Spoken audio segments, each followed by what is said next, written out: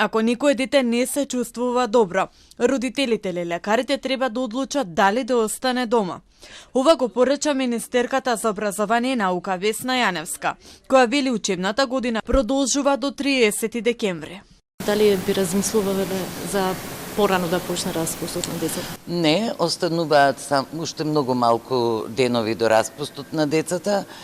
Мене ми е жал што мора да направам груба споредба, но во некои европски земји децата и кога имаат грип и во градина и во градинки на училиште одат на настава се додека нивното здравје не е загрозено. Отварете прозорци и проветрувајте. Трудниците, повозрасните и хронично болните можат да се вратат на своите работни места.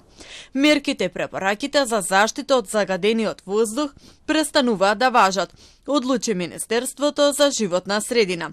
Причината е тоа што во Скопје и Струмица, каде изминативе денови загадувањето беше највисоко, повеќе не е надминат прагот на алармирање за ПМ10 частичките. Министерството за животна средина и просторно планирање информира дека согласно податоците од Државниот автоматски мониторинг систем на ден 22 декември 2025 година, среднодневните концентрации на ПМ10 се под дефинираниот праг на алармирање од 150 мг на метар кубен и епизодата на надминување на прагот на алармирање за ПМ10 частичките е прекината во Скопје во Струмица. Изминатиот викенд Скопје се најде меѓу 5 најзагадени градови во светот, а на европската листа се искачи до второто место.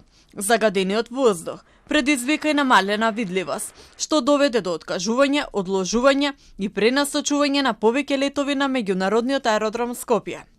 Во тие денови, надлежните препорачаа граѓаните да останат дома, да носат заштитни маски и да избегнуваат физичка активност.